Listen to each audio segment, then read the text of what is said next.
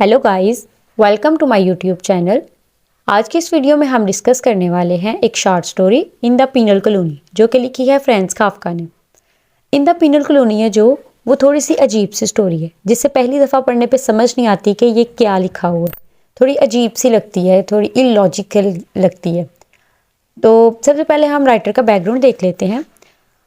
हमारे राइटर हैं जो फ्रांज काफका, वो पैदा हुए थे 3 जुलाई 1883 में और इनकी डेथ हुई थी 3 जून 1924 में। ये एक जर्मन स्पीकिंग बोहेमियन राइटर थे और एक शॉर्ट स्टोरी राइटर भी थे। ये 20th सेंचुरी के एक मेजर फिगर थे, मतलब कि इनके स्टोरी में जो है वही मॉडर्निज्म के जो थीम्स थे, एलियनेशन, अब्सर्डिज्म, एग्जिस्टेंशियलिज्म, आइसोलेशन, वही हमें नजर आते हैं, वही सारे थीम्स। इनके जो इंपॉर्टेंट वर्क्स हैं वो है the trial, the metamorphosis and the castle. Franz Kafka के रियल लाइफ में अपने फादर के साथ काफ़ी ज़्यादा क्लैशेस थे।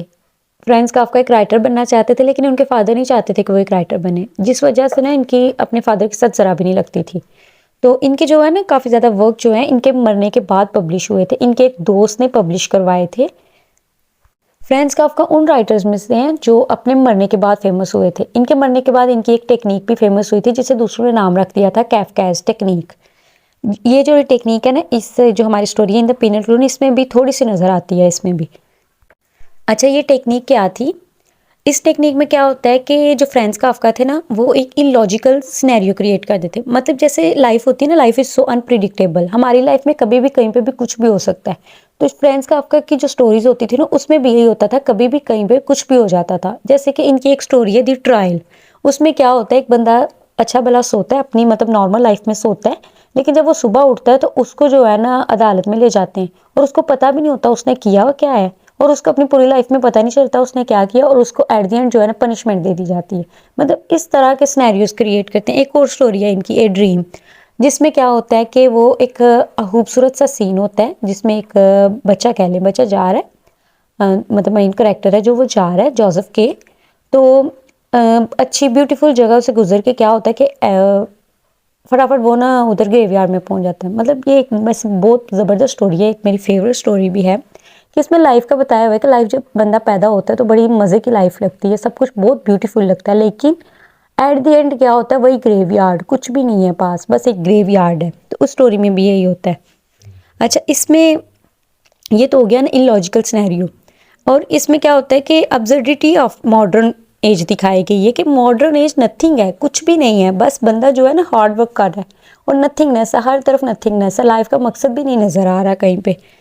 तीसरा इसका पॉइंट है कि man work hard for relations. Man है ना जो, वो अपने रिलेशंस के लिए हार्ड वर्क करता है। मतलब ये कि इंसान को ना रिलेशन बचाने के लिए ना हार्ड वर्क करना पड़ता है। हम इसके एग्जांपल ये लेते हैं कि हमारे घर में एक बच्चा है, जब तो वो बच्चा होता है, माँ बाप उसके सारे जो है नखरे वगैरह पूरे करते हैं, लेकिन जब वो बड़ा हो जाता है तो वो काम नहीं करता, तो माँ बाप का बिहेवियर भी बदल जाता है। एक नकट्टू बच्चे को कभी भी माँ बाप जो है वो प्यार नहीं देते जो एक काम करने वाले बच्चे को मिलता है। तो यही चीज़ है। फ्रांज काफका कहते हैं कि इंसान को अपने रिलेशन बचाने के लिए मेहनत करनी पड़ती है। अगर वो मेहनत नहीं करता तो उसके जो रिश्ते हैं ना वो भी उससे खो जाते हैं। तो एक्चुअली जो लाइफ है ना, नथिंगनेस, वही चीज़ उन्होंने बताई हुई है कि इंसान जो है ना लाइफ के बारे में कुछ भी नहीं जानता। Man knows nothing, life is so much unpredictable. चलिए हम जो है इसको इन द पीनल कॉलोनी को देख लेते हैं। इन द पीनल कॉलोनी है जो, वो फ्रांज काफका ने लिखी थी जर्मन में अक्टूबर 1914 में, और फिर इसको रिवाइज किया गया था नवंबर 1918 में, और ये पहली बार पब्लिश हुई थी अक्टूबर 1919 में।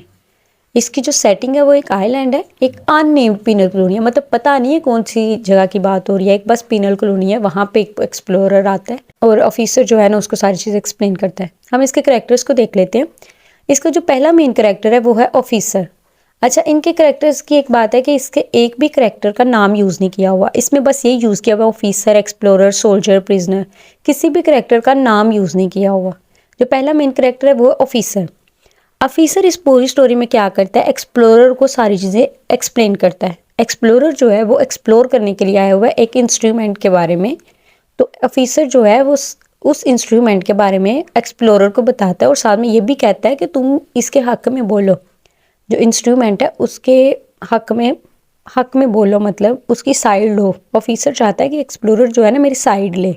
ऑफिसर जो है ना वो पुराने जो बिलीव्स थे ना उन पे यकीन करता था। ऑफिसर कहता था जस्टिस के लिए इस इंस्ट्रूमेंट का यूज़ जो है ना वो बहुत ज़रूरी है, इस इंस्ट्रूमेंट के बगैर जो है ना वो जस्टिस मुमकिन नहीं है। ऑफिसर का ये मानना था।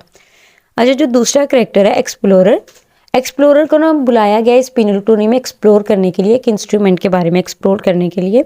जो एक्सप्लोरर है ना, जब ऑफिसर से उस ऑपरेटर्स के बारे में सुनता है, उस इंस्ट्रूमेंट के बारे में सुनता है, तो वो बहुत अनकंफर्टेबल सा फील करता है कि एक अजीब सा ऑपरेटर्स है। लेकिन वो कुछ भी नहीं कहता, वो उनके नॉर्म्स उनके कस्टम्स की वजह से चुप रहता है कि मुझे नहीं बोलना चाहिए, इसलिए वो उनको कुछ भी नहीं कहता। लेकिन जब जो ऑफिसर है ना वो उसको कहता है कि तुम्हें इस ऑपरेटर्स के यूज़ करने के लिए, मतलब जस्टिस के लिए मेरी साइड लेनी चाहिए, मैं अकेला बंदा हूँ इस कॉलोनी में जो चाहता हूँ कि ये ऑपरेटर्स यूज़ हो, ये ऑपरेटर्स जो है वो जस्टिस के लिए ज़रूरी है, इसलिए तुम्हें जो है ना मेरी साइड लेनी चाहिए। लेकिन तब जो एक्सप्लोरर होता है ना इसको ना कर देता है, वो कहता है कि नहीं, मैं मतलब नहीं कर सकता, ये सपोर्ट नहीं कर सकता मैं। तो उसके ये कहने पे जो है ना ऑफिसर जो है ना बाद में खुद को अपनी जान दे देता है उस ऑपरेटर्स में। हम सबनी के बारे में बाद में देखते हैं, पहले अगला करेक्टर देख लेते हैं, सोल्जर। अच्छा, सोल्जर जो है वो एक माइनर सा करेक्टर है, ये जो है ना बस प्रिजनर को ना एग्जीक्यूशन के लिए वहाँ पे लेके आता है। एक और करेक्टर है प्रिजनर। प्रिजनर वो बंदा है जिसने हर घंटे के बाद अपने कैप्टन को सलाम करना था, हर घंटे के बाद। लेकिन क्या होता है, इसकी आंख लग जाती है तो ये सल्यूट करना जो है ना वो भूल जाता है। तो इसलिए ना कैप्टन जो है ना उसको बताता है, ऑफिसर को बताता है ये बात, और ऑफिसर फैसला कर देता है कि प्रिजनर को जो है ना एग्जीक्यूशन के लिए यहाँ पे लाना है, इस ऑपरेटर्स के यूज़ में, इस ऑपरेटर्स को जो है ना प्रिजनर पे यूज़ किया जाएगा। अगला करेक्टर कैप्टन, जिसका मैंने अभी बता दिया कि वो ही प्रिजनर को देखता है और उसको बताता है, ऑफिसर को बताता है। उसके बाद एक और करेक्टर है ओल्ड कमांडेंट। ओल्ड कमांडेंट वो था जिसने इस ऑपरेटर्स को इन्वेंट किया था, ये भी माइनर सा करेक्टर है। न्यू कमांडेंट, ये वो बंदा है जिसको ओल्ड कमांडेंट की जगह पे अभी लाया गया था और इससे कॉलोनी का जो है ना लीडर है, पीनल कॉलोनी का ना अभी ये लीडर है। उसके बाद और वहाँ पे कुछ लोग हैं जो डॉक वर्कर्स है, देखने वाले, मतलब ऑपरेटर्स का यूज़ देखने वाले लोग हैं वहाँ पे कुछ। अच्छा, अब हम इस स्टोरी के समरी की बात कर लेते हैं। मेन समरी क्या है स्टोरी की। ये जो स्टोरी है ना ये एक एक्सप्लोरर पर बेस करती है। एक एक्सप्लोरर जो एक अननेम्ड पीनल कॉलोनी में आया है, उसको एक ऑपरेटर से एक्सप्लोर करने के लिए बुलाया गया। जब ये स्टोरी स्टार्ट होती है ना तो यहाँ पे ऑफिसर होता है, एक एक्सप्लोरर है, एक्सप्लोरर ट्रैवलर, ये दोनों मतलब एक ही है, एक्सप्लोरर और ट्रैवलर भी कहते हैं इसको। एक सोल्जर है और एक प्रिजनर है। यहाँ से एक स्टोरी स्टार्ट हो रही है जो एक ऑपरेटर्स के पास खड़े हैं और ऑफिसर जो है ना इसके बारे ऑपरेटर्स के बारे में ऑफिसर उसको एक्सप्लोरर को बता रहा है। यहाँ से स्टोरी स्टार्ट होती है। अच्छा, ये ऑपरेटर्स क्या है जिसके बारे में पूरी स्टोरी में बात हो रही है, जिसके बारे में ये मेन स्टोरी है। ये ऑपरेटर्स जो है ना ये 3 पार्ट में डिवाइडेड है। इसके 3 पार्ट्स हैं। एक है बेड, जिसके ऊपर एक बंदे को जिसको सज़ा देनी होती है उसको लटाया जाता है। एक है इंस्क्राइबर, जिसके ऊपर कुछ डिस्क्राइब किया जाता है। और एक है हैरो। हैरो में क्या है कि नीडल्स लगी हुई हैं और वो नीडल्स जो है ना मुसलसल जो 6 घंटे तक है ना उसको जो भी जिसको भी सज़ा दी जाती है उसको मुसलसल 6 घंटे तक मारती है। मतलब मुसलसल 6 घंटे तक नीडल जो है ना वो उसकी बॉडी पे लगती रहती हैं। और बाद में क्या होता है, वाटर निकलता है और उसको जो ब्लड निकल रहा होता है ना उसको वॉश कर देता है। ठीक है, ये वो ऑपरेटर्स है। अच्छा, इस ऑपरेटर्स को यूज़ कैसे किया जाता है? 6 घंटे तक मुसलसल ये नीडल्स उसको लगती हैं और अगले 12 घंटे तक क्या होता है कि उसके जिस्म पर जो नीडल से निशान बने होते हैं ना उससे डिफरेंट किस्म के जो है ना आगे से लॉजिक निकाले जाते हैं।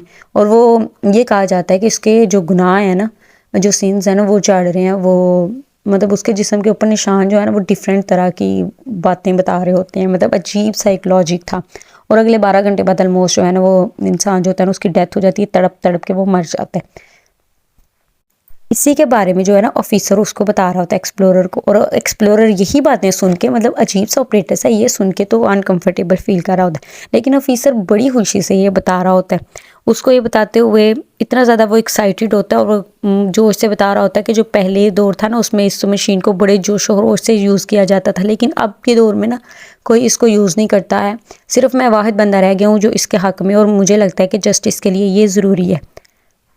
अच्छा, इस स्टोरी में क्या होता है कि वो ये भी बताता है, उसको ऑफिसर जो है ये भी बताता है कि इसमें जिसको सज़ा दी जाती है, जो प्रिजनर होता है वो डिफेंस नहीं कर सकता, उसको मतलब बोलने का मौका ही नहीं दिया जाता। जैसे अदालत में तो होता है ना कि दोनों साइड से बोला जाता है, लेकिन यहाँ पे उसको बोलने का हक नहीं दिया जाता।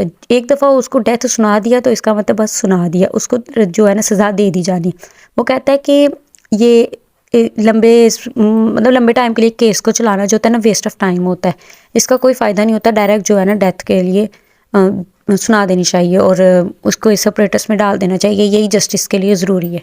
और एक छोटी सी सज़ा पे, छोटी सी गलती पे इतनी बड़ी सज़ा दी जाती है कि उसने हर घंटे जो है ना उसको सल्यूट करना होता है कैप्टन को, लेकिन वो एक दफ़ा उसकी आंख लग जाती है और वो सल्यूट करना भूल जाता है और इसको इस बात पे अगले दिन सज़ा के लिए लाया जाता है। लेकिन क्या होता है कि जो ऑफिसर है ना वो जब उसको कहता है ना कि तुम मेरे हक़ में फ़ैसला दो कि तुम इस ऑपरेटर की साइड ले रहे हो, लेकिन ऑफिसर एक्सप्लोरर जो है ना उसको ना कर देता है। एक्सप्लोरर उसकी साइड नहीं लेता, तो फिर अपने आप को साबित करने के लिए, सिर्फ अपने आप को साबित करने के लिए जो वो ऑफिसर है ना वो उस पर लिखता है, इंस्क्राइबर जो होता है ना उसके ऊपर लिखता है बी जस्ट, और खुद के कपड़े उतारता है और बेड पे लेट जाता है। मतलब अपने आप को सज़ा देने के लिए ना जो बेड पे लेट जाता है। लेकिन क्या होता है उस ऑपरेटर्स में मसला आ गया होता है। वैसे तो होता ना कि 6 घंटे तक मुसलसल लीडर लगती थी, लेकिन उस ऑपरेटर्स में मसला आ गया था जिसकी वजह से वो जो नीडल्स थी ना वो अचानक से छूट गई और सारी की सारी नीडल्स जो थी ना उसके ऊपर सही अंदर तक मतलब उसकी बॉडी में लग गई थी, जिससे क्या हुआ था कि वो उसकी डेथ जो है ना फ़ौरन हो गई थी और उसके फोरहेड में पूरी बॉडी पे जो है ना नीडल लगने से सारा ब्लड बाहर निकल रहा था। लेकिन वो ब्लड जो वैसे सज़ा मिलती थी उसमें तो ब्लड वॉश हो जाता था ना पानी से, लेकिन इसका ब्लड भी वॉश नहीं था हुआ पानी से, इसके सारे ब्लड से सारा गंदा हो गया था वो। तो उसके बाद क्या होता है कि जो एक्सप्लोरर है ना वो ग्रेव साइड पे जाता है, जो ओल्ड कमांडेंट था ना उसकी ग्रेव साइड पे जाता है, और जब वो वहाँ पे जाता है तो वहाँ पे लिखा होता है one day the commandant will return and his followers will rise up. जब वो ये देखता है ना तो उसको बड़ा अजीब सा लगता है, वो सोचता है कि बस मुझे यहाँ से भाग जाना चाहिए, और वो फ़ौरन से उठता है और वहाँ से जाने के लिए एक बोट पकड़ता है।